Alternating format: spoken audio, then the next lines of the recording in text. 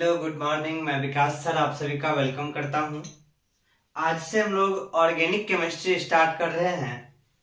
ऐसे देखा जाए तो ऑर्गेनिक केमिस्ट्री बहुत सारे स्टूडेंट को भारी लगता है, थोड़ा सा हार्ड लगता है, लेकिन वास्तव में ये हार्ड है नहीं।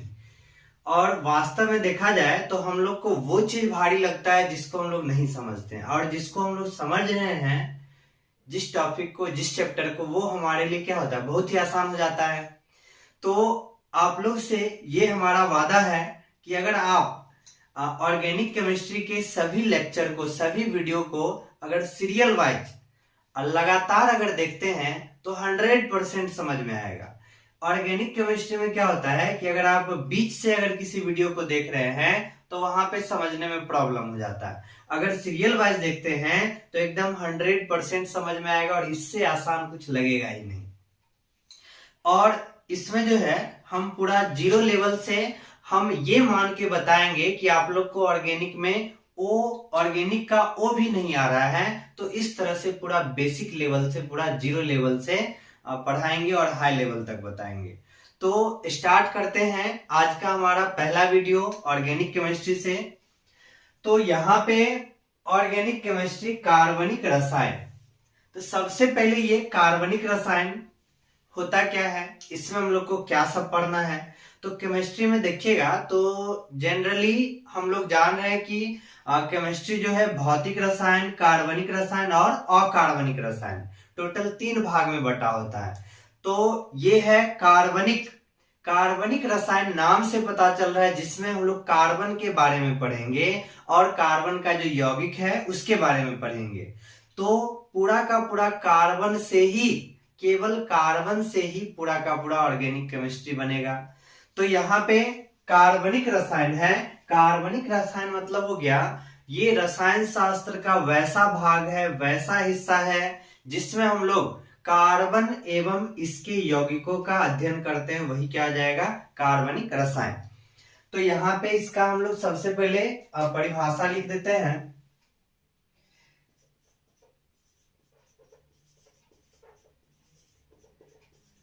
रसायन शास्त्र का वह भाग जिसमें कार्बन एवं कार्बन के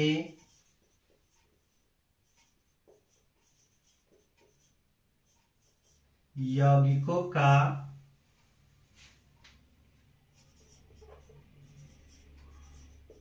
अध्ययन करते हैं,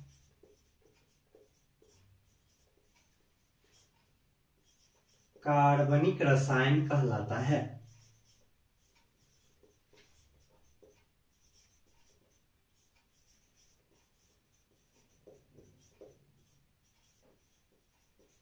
सबसे पहले यहाँ पे ये समझ में आ गया कि कार्बनिक रसायन, ऑर्गेनिक केमिस्ट्री में हम लोग को पढ़ना क्या है। तो ऑर्गेनिक केमिस्ट्री में हम लोग को क्या पढ़ना है, कार्बन पढ़ना है एवं कार्बन के यौगिक के बारे में पढ़ना है। तो यहाँ पे हम लोग देख रहे हैं, इसमें हम लोग को कार्बन पढ़ना है और कार्बन के यौगिक।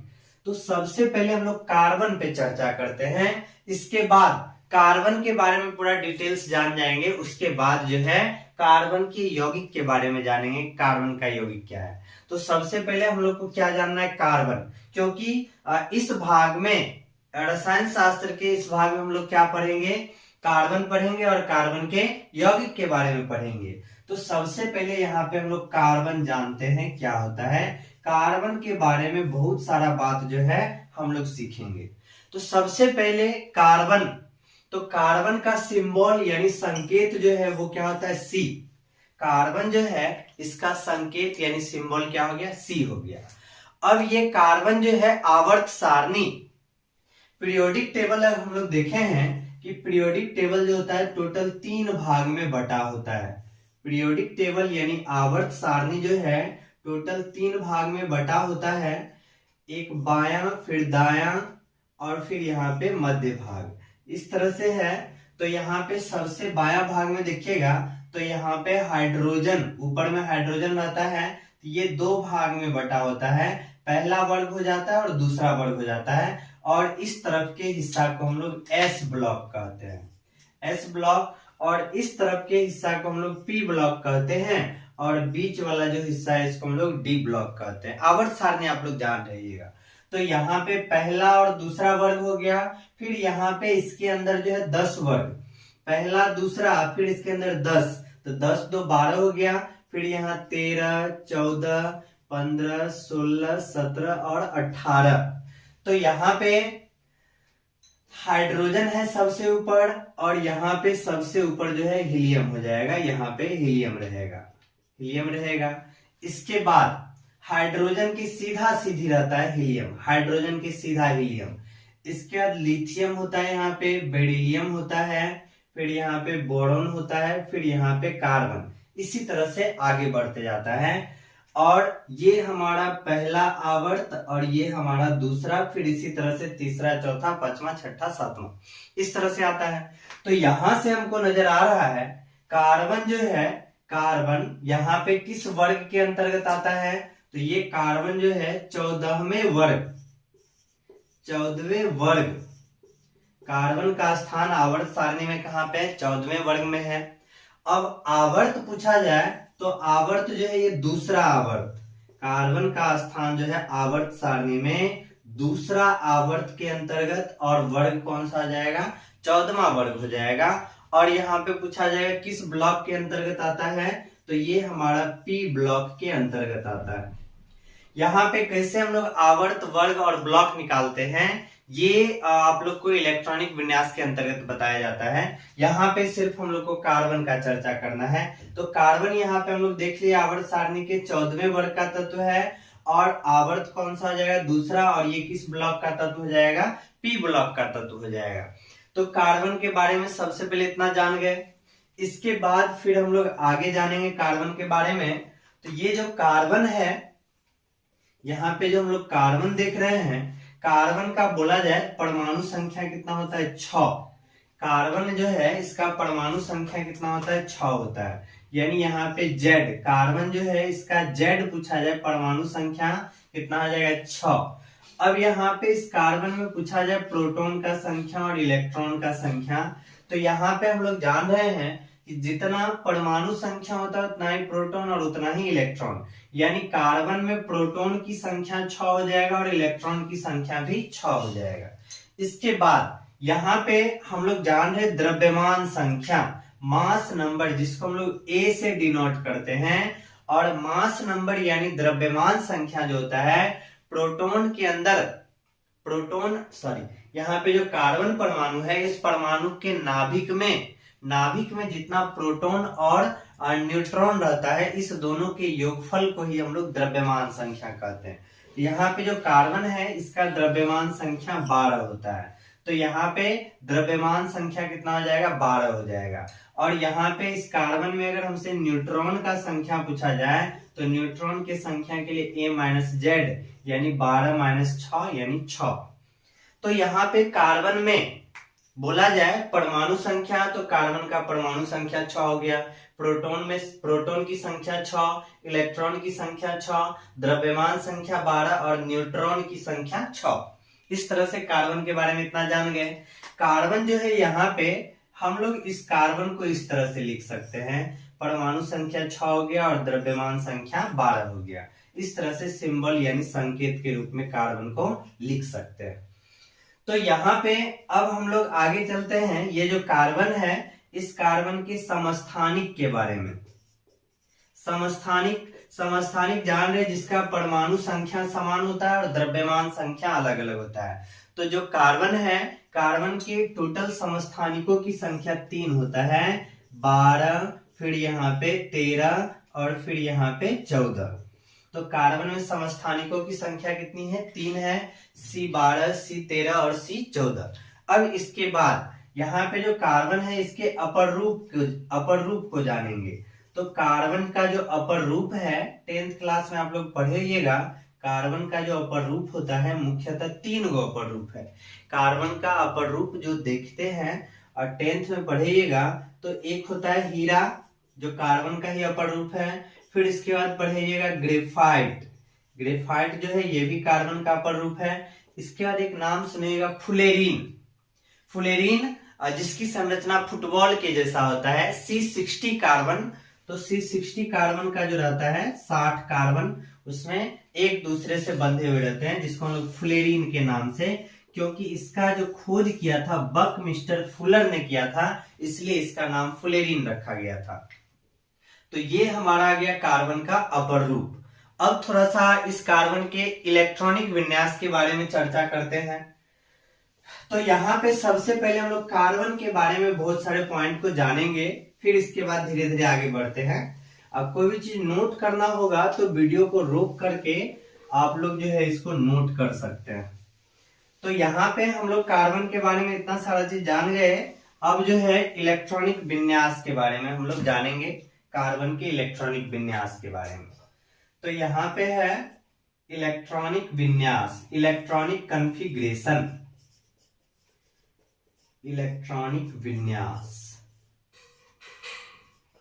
कार्बन का जो इलेक्ट्रॉनिक विन्यास देखेंगे तो कार्बन यहाँ पे है, जिसका परमाणु संख्या हम लोग जान चुके हैं 6 होता है। इसका इलेक्ट्रॉनिक विन्यास अगर निकालेंगे तो 1s2 2s2 2p2, टोटल 6 पड़ गया। यहाँ पे देख रहे हैं पहला कक्षा में इलेक्ट्रॉन का संख्या 2 है और दूसरा कक्षा में इलेक्ट्रॉन का संख्या 4 है। इस तरह से इसका इलेक्ट्रॉनिक विन्यास 2 4, 1s2 2s2 2p2, ये इसका इलेक्ट्रॉनिक विन्यास हो गया। अब यहाँ पे कार्बन जो है अस्थाई किस तरह से होता है, तो हम लोग जान रहे हैं कि कोई भी परमाणु अपना अस्थायित्व प्राप्त करने के लिए, स्टेबल होने के लिए इलेक्ट्रॉन का त्याग करता है, इलेक्ट्रॉन का ग्रहण करता है या इलेक्ट्रॉन का साझेदारी करता है। तो ये तीनों काम करता है स्टेबल होने के लिए, अस्थायित्व प्राप्त करने के लिए। यहाँ पे हम लोग इस चीज को बारी बारी से देखेंगे कि ये हमारा जो कार्बन है ये क्या करेगा, ग्रहण करेगा कि त्याग करेगा कि साझेदारी करेगा। बारी बारी से तीनों चीज पे चर्चा करते हैं। तो यहाँ पे जैसे हम लोग देख लिए कार्बन जो है इसका इलेक्ट्रॉनिक विन्यास 2 और 4 है। तो अस्थाई प्राप्त करने के लिए इलेक्ट्रॉन का ही त्याग और ग्रहण होगा। एक बात हमेशा ध्यान रखिए, कोई भी परमाणु होता है तो वहां से जब भी त्याग होगा या ग्रहण होगा परमाणु के द्वारा, तो इलेक्ट्रॉन का ही त्याग और ग्रहण होता है। तो यहाँ पे कार्बन भी वही काम करेंगे, इलेक्ट्रॉन का त्याग या ग्रहण या साझेदारी क्या करेंगे उसके बारे में हम लोग सोचते हैं। तो यहाँ पे अस्थायित्व प्राप्त करने के लिए बाहर में जो है 8 अष्टक या द्वितीयक पूरा करते हैं। कोई भी परमाणु अपने अस्थायित्व को प्राप्त करने के लिए अष्टक या द्वितीयक पूरा करते हैं। तो यहाँ पे देखते हैं ये जो कार्बन है इसका इलेक्ट्रॉनिक विन्यास 2 और 4 है। अब यहाँ पे ये कार्बन क्या करेगा, 8 पूरा करने के लिए सबसे पहला उपाय है इसके लिए कि अष्टक पूरा करना है, 8 पूरा करना है या द्वितीयक, अस्थायी होने के लिए अष्टक या द्वितीयक। तो यहाँ पे इसके बाहर में कितना 4 है। तो सबसे पहले यहाँ पे हम लोग देखते हैं कि अगर ये 4 इलेक्ट्रॉन त्याग करेगा, मतलब 4 इलेक्ट्रॉन दान कर दिया, दूसरे को दे दिया, 4 इलेक्ट्रॉन क्या कर दिया, दान कर दिया, दूसरे को दे दिया। तो जैसे ही 4 इलेक्ट्रॉन अगर ये दान करता है तो इसका इलेक्ट्रॉनिक कॉन्फ़िगरेशन, इलेक्ट्रॉनिक विन्यास कितना बचता है, 2 बचता है। 4 इलेक्ट्रॉन अगर दे दिया तो इसके बाह्यतम कक्षा में कितना बचेगा, सिर्फ 2 बचेगा। तो यहाँ पे अगर हम लोग इलेक्ट्रॉन का बात करें और प्रोटॉन का बात करेंगे तो यहाँ पे क्या होगा कि जब ये इसके बाह्यतम कक्षा में 4 है, अगर ये 4 इलेक्ट्रॉन जो दान कर रहा है, किसी को दे रहा है, तो हम लोग जान रहे हैं कि जब भी कोई भी परमाणु अपना इलेक्ट्रॉन त्याग करता है, किसी को दे देता है, तो जो परमाणु इलेक्ट्रॉन त्याग कर रहा है उस परमाणु पे धन आवेश आ जाता है। तो यहाँ पे अगर ये इलेक्ट्रॉन का दान कर रहा है, त्याग कर रहा है, तो यहाँ पे जो कार्बन होगा, ये कार्बन पे क्या आ जाएगा, 4 इलेक्ट्रॉन आ जाएगा। मतलब ये 4 इलेक्ट्रॉन दान कर दिया तो यहाँ पे C पे +4, यानी ये धनात्मक, ये हमारा क्या हो जाएगा, धनात्मक हो जाएगा, क्योंकि 4 इलेक्ट्रॉन दान कर रहा है। तो 1 इलेक्ट्रॉन अगर त्याग करता है तो 1 प्लस चार्ज, 2 इलेक्ट्रॉन त्याग करता है तो 2 प्लस चार्ज, 4 इलेक्ट्रॉन त्याग करेगा तो इस पे 4 प्लस चार्ज आ जाएगा। तो यहाँ पे टोटल इलेक्ट्रॉन का संख्या बताए परमाणु संख्या जितना होता है, जितना परमाणु संख्या था, अब कार्बन में उतना ही इलेक्ट्रॉन का संख्या, उतना ही प्रोटॉन का संख्या था। तो जब ये 4 इलेक्ट्रॉन अपना दान कर दिया तो इसके पास इलेक्ट्रॉन बचा कितना, 2 इलेक्ट्रॉन बचा। 2 इलेक्ट्रॉन बचा, इलेक्ट्रॉन पे ऋण आवेश होता है, अब प्रोटॉन पे जो प्लस चार्ज होता है। तो यहाँ पे 4 इलेक्ट्रॉन जब ये दान कर दिया तो इसके पास बचा कितना इलेक्ट्रॉन, 2 इलेक्ट्रॉन। और प्रोटॉन की संख्या में कभी भी कोई चेंजिंग नहीं आता है, प्रोटॉन का संख्या कितना हो गया, 6। जब कार्बन 4 इलेक्ट्रॉन का दान किया तो इस स्थिति में कार्बन पे इलेक्ट्रॉन का संख्या 2 और प्रोटॉन का संख्या 6 हो गया। अब हम लोग दूसरा कंडीशन को सोचते हैं। दूसरा कंडीशन क्या है कि अब जो है ये 4 इलेक्ट्रॉन का ग्रहण करेगा। 4 इलेक्ट्रॉन इसको ग्रहण करा देते हैं, 4 इलेक्ट्रॉन ग्रहण। 4 इलेक्ट्रॉन जैसे ही ग्रहण करेगा तो ग्रहण करने के बाद क्या होगा, यहाँ पे 2 है, 4 और ग्रहण कर लिया तो यहाँ पे 8 हो जाएगा, अष्टक हो गया, 8 पूरा हो गया। अब यहाँ पे क्या होगा, अब हम लोग यहाँ पे इलेक्ट्रॉन का संख्या और प्रोटॉन का संख्या देखते हैं कितना होता है। इलेक्ट्रॉन का संख्या और प्रोटॉन का संख्या देख रहे हैं कितना हो रहा है। तो यहाँ पे इसके बाहरी कक्षा में 4 था और इलेक्ट्रॉन पूछा जाए तो कार्बन में इलेक्ट्रॉन का संख्या हम लोग जान चुके हैं कि परमाणु संख्या 6 है, तो इलेक्ट्रॉन का संख्या भी कितना होगा, 6 हो जाएगा। अब प्रोटॉन का संख्या भी 6 हो जाएगा। प्रोटॉन की संख्या में कोई छेड़छाड़ नहीं, जैसा है वैसा है।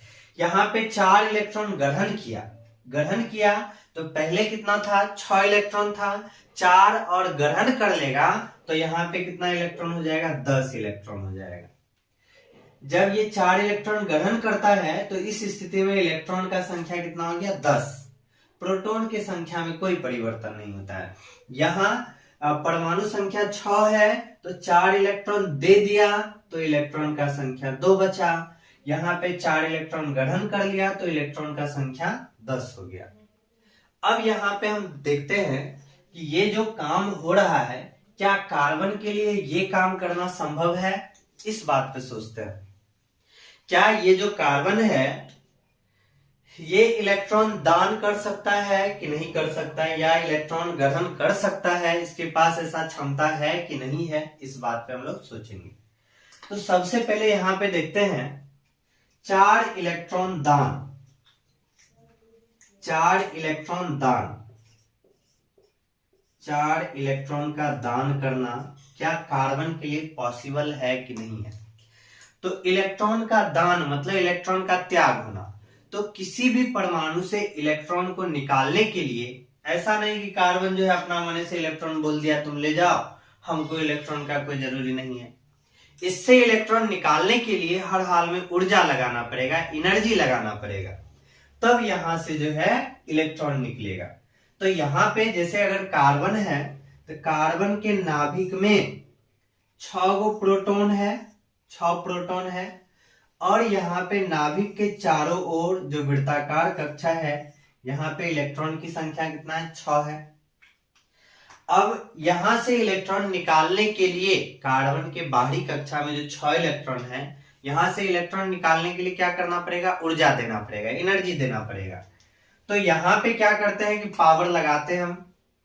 यहाँ पे इस इलेक्ट्रॉन को ऊर्जा दिया गया, एनर्जी देके यहां से इलेक्ट्रॉन निकाला गया। इलेक्ट्रॉन निकाला गया, जब एक इलेक्ट्रॉन निकला तो यहाँ पे देखेंगे प्रोटॉन की संख्या 6 है, इलेक्ट्रॉन की संख्या कितना हो गया, 5। प्रोटॉन की संख्या 6 है, इलेक्ट्रॉन की संख्या 5। अब यहाँ पे क्या हो रहा है कि जब हमारे पास 6 प्रोटॉन था, 6 इलेक्ट्रॉन था, तो इस 6 इलेक्ट्रॉन का देखरेख, इस 6 इलेक्ट्रॉन को ये 6 प्रोटॉन मिलके संभाले हुए था। इस 6 इलेक्ट्रॉन को ये 6 प्रोटॉन प्रोटेक्शन दे रहा था, सुरक्षा दे रहा था। तो यहां पे जब हम ऊर्जा लगाए तो ऊर्जा लगाकर यहां से एक इलेक्ट्रॉन को बाहर कर दिए, एक इलेक्ट्रॉन को बाहर कर दिए। अब क्या होगा, जैसे एक इलेक्ट्रॉन को ऊर्जा देकर बाहर कर दिए तो यहां पे इलेक्ट्रॉन 5 है, और इस 5 इलेक्ट्रॉन को प्रोटेक्शन देने के लिए, सुरक्षा देने के लिए कितना प्रोटॉन है, 6 प्रोटॉन है। अब देखिए यहाँ पे सुरक्षा देने वाले का संख्या बढ़ गया। अब इलेक्ट्रॉन का संख्या 5 है और प्रोटॉन का संख्या 6 है। अब 5 इलेक्ट्रॉन को 6 प्रोटॉन मिलकर सुरक्षा दे रहा है। अब दूसरा बार फिर हम ट्राई करेंगे। दूसरा बार जब ट्राई करेंगे तो इस समय हमको ऊर्जा जो है ना और अधिक लगाना पड़ेगा, और अधिक लगाना पड़ेगा। जैसे सिंपल रूप से समझिए, अगर किसी आदमी से आप जो है उसके पॉकेट से अगर पैसा निकाल लेते हैं, अकेले देखकर कहीं पे पॉकेट से पैसा निकाल लेते हैं, तो वो आदमी थोड़ा सा सतर्क हो जाएगा। दूसरा बार वो और अपना सुरक्षा बढ़ा लेगा, सुरक्षित होकर चलेगा। जैसे कहीं से भी हम लोग कोई चीज ले रहे हैं, अब किसी के घर में अगर एक बार चोरी हो जाए तो निश्चित रूप से व्यक्तिजन सतर्क हो जाता है, अपना सुरक्षा और बढ़ा लेता है। फिर मान के चलिए दोबारा चोरी हो जाए तो उस समय उसका सुरक्षा और ज्यादा बढ़ा लेगा। सेम वही कंडीशन यहाँ पे है कि पहला बार जब हम एक इलेक्ट्रॉन निकाले हैं, अब क्या हुआ कि इस 5 इलेक्ट्रॉन को 6 प्रोटॉन मिलकर सुरक्षा दे रहा है, प्रोटेक्शन दे रहा है। हमारा ऊर्जा और बढ़ाना पड़ेगा, और पावर लगाए तो यहां से क्या हुआ, एक इलेक्ट्रॉन और निकल गया। अब हम लोग 2 इलेक्ट्रॉन निकाल दिए तो यहाँ पे देखिए कि यहाँ पे क्या है कि अब क्या हुआ कि ये 6 प्रोटॉन मिलके इस 4 इलेक्ट्रॉन को सुरक्षा दे रहा है। अब जो है यहाँ पे और ज्यादा सुरक्षा बढ़ गया तो अब यहाँ से इलेक्ट्रॉन निकालना और मुश्किल हो गया। तो फिर हम लोग क्या करते हैं कि अपना ऊर्जा और बढ़ा देते हैं, और पावर लगाए, और ज्यादा पावर लगाए। तो बहुत ज्यादा पावर लगाने के बाद यहां से एक इलेक्ट्रॉन को और निकाल दिए। अब क्या हुआ, यहां से हम 3 इलेक्ट्रॉन को निकाल चुके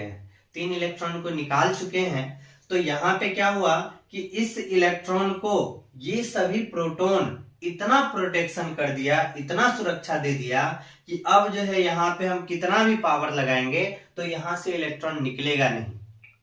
तो यहाँ पे क्या हो गया कि प्रोटॉन जो है अपना प्रबल आकर्षण बल इस इलेक्ट्रॉन को दे दिया, और इस इलेक्ट्रॉन को ये प्रोटॉन हिलने नहीं देगा। तो यहां से अब जो है हम लोग चौथा इलेक्ट्रॉन निकाल ही नहीं सकते। इसका मतलब ये हुआ कि ये जो कार्बन है अपना 4 इलेक्ट्रॉन दान नहीं कर सकता है। यहां पे ये कॉन्सेप्ट हमारा गलत हो गया, क्योंकि जैसे ही इलेक्ट्रॉन का संख्या धीरे धीरे निकलना शुरू हुआ तो यहाँ पे इस इलेक्ट्रॉन को प्रोटेक्शन देना और ज्यादा हो गया। तो अब जो है 6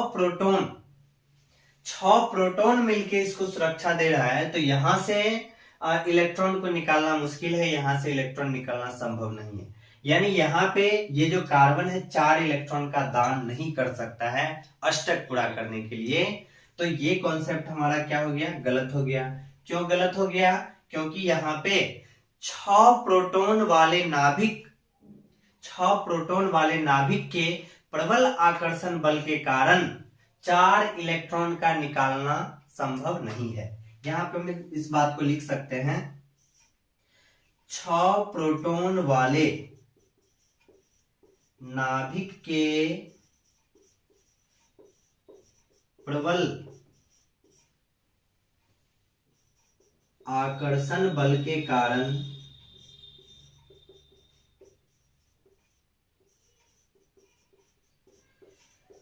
4 इलेक्ट्रॉन निकालना संभव नहीं है। तो यहाँ पे हमारा ये कॉन्सेप्ट क्या हो गया, समाप्त हो गया। यानी यहां से कार्बन जो है 4 इलेक्ट्रॉन का दान नहीं कर सकता है। अब थोड़ा सा ग्रहण करने वाला बात पे चलते हैं। 4 इलेक्ट्रॉन ग्रहण में क्या होगा कि जब यहाँ पे प्रोटॉन का संख्या 6 है, इलेक्ट्रॉन का संख्या कितना है, 6 है। जब कार्बन इस अवस्था में है तो यहाँ पे प्रोटॉन का संख्या भी 6 और इलेक्ट्रॉन का संख्या भी 6। अब क्या करेगा, 4 इलेक्ट्रॉन का ग्रहण करेगा। 4 इलेक्ट्रॉन का जैसे ही ग्रहण करेगा तो यहाँ पे इलेक्ट्रॉन का संख्या क्या हो जाएगा, 10 इलेक्ट्रॉन हो जाएगा। इलेक्ट्रॉन का संख्या 10 हो जाएगा। अब यहाँ पे क्या है कि जब इलेक्ट्रॉन का संख्या बढ़ गया, इसका मतलब यहाँ पे सुरक्षा देने वाले का संख्या घट गया। तो यहाँ पे अब ये प्रोटॉन के पास इतना क्षमता नहीं है कि ये 10 इलेक्ट्रॉन को सुरक्षा दे सके, इस 10 इलेक्ट्रॉन को संभाल सके। जैसे ही 4 इलेक्ट्रॉन ग्रहण करता है तो इलेक्ट्रॉन का संख्या क्या हो जाता है, बढ़ जाता है। तो इलेक्ट्रॉन का संख्या बढ़ गया तो इस 6 प्रोटॉन को इस 10 इलेक्ट्रॉन को संभालना संभव नहीं है। तो 10 इलेक्ट्रॉन को ये संभाल नहीं सकता है, क्योंकि यहाँ पे देख रहे हैं प्रोटॉन जो है इसको अपने तरफ आकर्षित करेगा, और यहाँ पे जो है इलेक्ट्रॉन का संख्या 10 है, प्रोटॉन का संख्या कितना है, 6 है। ये तो चारों तरफ नाभिक में घूम रहा है, यहाँ पे ये 6 प्रोटॉन मिलके इस 10 इलेक्ट्रॉन को सुरक्षित नहीं रख सकता है। तो यहाँ पर ये कॉन्सेप्ट भी हमारा क्या हो गया, गलत हो गया। यानी हम बोल सकते हैं कि कार्बन के लिए 4 इलेक्ट्रॉन का त्याग करना या 4 इलेक्ट्रॉन का ग्रहण करना ऊर्जा की दृष्टि से संभव नहीं है। इस कारण से कार्बन जो है ना ही 4 इलेक्ट्रॉन त्याग करेगा, ना ही 4 इलेक्ट्रॉन का ग्रहण करेगा। अब बच गया हमारा तीसरा बात कि अब जो है इसको अस्थायी होना है। तो अस्थायी होने के लिए अब तीसरा बात है कि ये साझेदारी करेगा। तो अब थोड़ा सा हम लोग देखते हैं साझेदारी किस तरह से करता है। बहुत ही ध्यान से सुनिए, सारा चीज समझ में आएगा, एक एक बात समझ में आएगा, कहीं से कोई तरह का दिक्कत नहीं होगा। अभी हम सिर्फ कार्बन के बारे में चर्चा कर रहे हैं, हमारा कॉन्सेप्ट धीरे धीरे आगे बढ़ रहा है। अब जो है हम लोग देखते हैं साझेदारी वाला बात। कार्बन क्या करेगा, साझेदारी करेगा। साझेदारी, साझेदारी से जो बंधन बनता है, इस बंधन को हम लोग सहसंयोजक बंधन कहते हैं। सहसंयोजक बंधन, कोई भी परमाणु जो है अगर साझेदारी करके बंधन बनाता है तो वो सहसंयोजक बंधन। साझेदारी किस तरह से करेगा, जैसे यहाँ पे कार्बन है, कार्बन है तो हम लोग देख चुके हैं कार्बन के बाहरी कक्षा में इलेक्ट्रॉन का संख्या कितना है, 4। तो कार्बन के इलेक्ट्रॉन को हम लोग थोड़ा सा क्रॉस के द्वारा दर्शा देते हैं। कार्बन के इलेक्ट्रॉन को हम लोग क्रॉस द्वारा दर्शा दिए हैं। यहाँ पे जो कार्बन है इसके बाहरी कक्षा में जो बाहर था उसमें इलेक्ट्रॉन का संख्या क्या था, 4 था। अब अन्य कोई भी परमाणु आता है, अन्य कोई भी परमाणु, जैसे अगर हम लोग ले लेते हैं हाइड्रोजन, हाइड्रोजन ले लिए हैं यहाँ पे, तो हाइड्रोजन ले लिए हैं तो हाइड्रोजन के बाहरी कक्षा में इलेक्ट्रॉन का संख्या 1 होता है। हाइड्रोजन के बाहरी कक्षा में इलेक्ट्रॉन का संख्या क्या हो जाएगा, 1 हो जाएगा। 1 हो गया। अब ये क्या करेगा कि अब जो है ये दोनों आपस में एक समझौता करेगा कि तुम जो है हमारा भी इलेक्ट्रॉन ले लो और तुम अपना भी दे दो। इस तरह से दोनों आदमी का, जैसे मान लेते हैं कि अगर कोई 2 व्यक्ति है, 2 आदमी है, 2 आदमी मिलके कोई बिजनेस करना शुरू करता है, कोई दुकान खोलना चाहता है और उसको जो है 2 लाख रुपया का जरूरत है, लेकिन दोनों व्यक्ति के पास, जो 2 व्यक्ति है, दोनों व्यक्ति के पास जो है 1-1 लाख रुपया है। अब ये अकेले चाहेगा तो दुकान नहीं खोल सकता है। उस स्थिति में क्या करेगा, ये अपना रुपया, ये भी अपना रुपया, दोनों एक जगह मिलाएगा। दोनों एक जगह मिला दिया और दुकान खोल लिया। दुकान खोल लिया तो दुकान में संपत्ति कितना आ गया, 2 लाख। अब इस 2 लाख पे जितना इसका अधिकार है, ये भी कहेगा कि हमारे पास 2 लाख का दुकान है, और ये भी कहेगा हमारे पास 2 लाख का दुकान है। यानी साझेदारी में क्या होता है कि ये अपना दिया, ये भी अपना दिया, और जो दिया उस पे दोनों का अधिकार, दोनों का समान अधिकार होता है। इस चीज को हम लोग साझेदारी बोलते हैं। तो यहाँ पे कार्बन जो है अष्टक पूरा करने के लिए यही काम करेगा। यहाँ पे ये क्या किया कि ये हाइड्रोजन जो है इस कार्बन के 1 इलेक्ट्रॉन के साथ साझेदारी किया। साझेदारी किया मतलब हाइड्रोजन जो है कार्बन से 1 इलेक्ट्रॉन लिया, फिर ये हाइड्रोजन भी जो है कार्बन से 1 इलेक्ट्रॉन लिया, ये हाइड्रोजन भी कार्बन से 1 इलेक्ट्रॉन लिया, ये भी लिया। इस तरह से जितना भी हाइड्रोजन है उसका तो अपना द्वितीयक पूरा हो गया, अस्थायी हो गया। अब ये कार्बन क्या करेगा कि सभी हाइड्रोजन को अपना 1-1 इलेक्ट्रॉन दिया तो बदले में 1-1 ले सकता है। तो ये कार्बन जो है सभी हाइड्रोजन के इलेक्ट्रॉन के साथ साझेदारी कर लेगा। अब इस तरह से हम लोग देखेंगे तो कार्बन के अंदर भी टोटल 8 इलेक्ट्रॉन हो जाएगा। ये कार्बन है 2, 2, 4, 2, 6 और 2, 8। तो यहाँ पे कार्बन क्या कर रहा है, साझेदारी कर रहा है। साझेदारी किया तो यहाँ पे जो बंधन बनेगा, साझेदारी करने के बाद जो बंधन बनेगा यहाँ पे, ये जो कार्बन है, साझेदारी करने के बाद यहाँ पे एक बंधन का निर्माण होता है, बॉन्ड बन जाता है। तो इसी बंधन को हम लोग कहते हैं सहसंयोजक बंधन, कोवेलेंट बॉन्ड। तो यहाँ पे कार्बन किस तरह का बंधन बनाता है, तो सहसंयोजक बंधन बनाता है। अब थोड़ा सा एक पॉइंट ये भी ध्यान रखना है कि जो हमारा कार्बन है, ये कार्बन जो है, हमेशा ध्यान रखेंगे कि 5 बंधन जो है कभी नहीं बनाएगा। 5 बंधन कभी नहीं बनना चाहिए कार्बन का। कार्बन जो है अपने चारों तरफ मिलाकर 4 बंधन ही पुराएगा, क्योंकि इसको अष्टक पूरा करने के लिए 4 इलेक्ट्रॉन के साथ साझेदारी करने का जरूरत है। क्योंकि अष्टक अस्थायी होने के लिए कितना चाहिए, 8 चाहिए। तो यहाँ पे इसके पास खुद 4 है, तो अपने बगल के 4 और इलेक्ट्रॉन के साथ साझेदारी करेगा। 3 हो सकता है, 2 हो सकता है, लेकिन 5 जो है कभी नहीं कर सकता है। तो यहाँ पे 3 इस कंडीशन में होगा कि और उसके साथ आके जुड़ जाएगा। अब यहाँ पे देखिए, लेकिन 5 जो है ना कभी नहीं होगा। यहाँ पे अगर कार्बन जो है ये दोनों जुड़ा हुआ है, एक बंधन से जुड़ा हुआ है, तो ये कार्बन भी अपना 4 पुराएगा। 1 है तो यहाँ पे 3 और ले लेगा बंधन।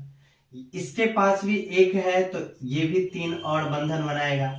अब यहाँ पे इसके साथ जो है कोई भी परमाणु जो है ना आके, जैसे हाइड्रोजन है, तो यहाँ पे हाइड्रोजन आके क्या हो जाएगा, जुड़ जाएगा। हाइड्रोजन आके जुड़ गया। अब यहाँ पे देखिए, अगर कार्बन कार्बन के बीच डबल बॉन्ड है, तो यहाँ पे भी ये क्या करेगा, अपना 4 पूरा करेगा। तो 2 बंधन है, तो फिर बदले में 2 और चाहिए। फिर इसके पास भी 2 बंधन है, तो 2 और चाहिए। यहाँ पे हाइड्रोजन आ जाएगा। तो इस तरह से यहाँ पे कार्बन जो है 8, मतलब ये कार्बन भी अपना 4 बंधन पूरा कर लिया, ये भी 4 पूरा कर लिया। कार्बन कार्बन के बीच ट्रिपल बॉन्ड का निर्माण होता है। तो इस स्थिति में इस कार्बन के पास 3 है, तो एक और हाइड्रोजन, यहाँ पे भी एक और हाइड्रोजन। ये हमेशा कुछ भी करिए, ये गलती कभी मत करिएगा कि कार्बन कार्बन के बीच 4 गो बॉन्ड एक साथ दे दे। ये गलती लाइफ में कभी नहीं करना है। कोई 4 बंधन एक साथ नहीं होता है, या कार्बन का 5 बंधन भी कभी नहीं पुराना। 4 बंधन अलग अलग हो सकता है, लेकिन एक जगह कभी संभव नहीं है। ये सब बातें ओवरलैपिंग, अति व्यापन जो पढ़ते हैं उसमें बताया जाता है। कुछ 11th का भी इसमें कॉन्सेप्ट है। तो यहाँ पे हम लोग ये चीज समझ गए। और एक चीज और ध्यान रख लेते हैं कि कार्बन जो होता है वो अधातु होता है। कार्बन क्या है, कार्बन जो है ये हमारा अधातु है, नॉन मेटल अधातु है। तो यहां तक हम लोग देख लिए हैं कि ऑर्गेनिक केमिस्ट्री जो पढ़ना है, कार्बनिक रसायन, तो कार्बनिक रसायन में क्या पढ़ना है, कार्बन और कार्बन के यौगिक के बारे में पढ़ना है। तो आज के वीडियो में यहीं तक रहने देते हैं, जिसमें हम लोग कार्बन के बारे में सीखे हैं। अब नेक्स्ट क्लास से हमारा आएगा कार्बनिक यौगिक के बारे में, कि कार्बनिक यौगिक क्या है, इसके बारे में विभिन्न वैज्ञानिकों ने क्या सब बताया, ये सारा चीज। और हम वादा कर रहे हैं आप लोग से कि पूरा वीडियो अगर आप सीक्वेंस वाइज, सीरियल वाइज देख रहे हैं, तो 100% आप लोग को हम सिखा देंगे। तो फिर मिलते हैं नेक्स्ट वीडियो में। धन्यवाद।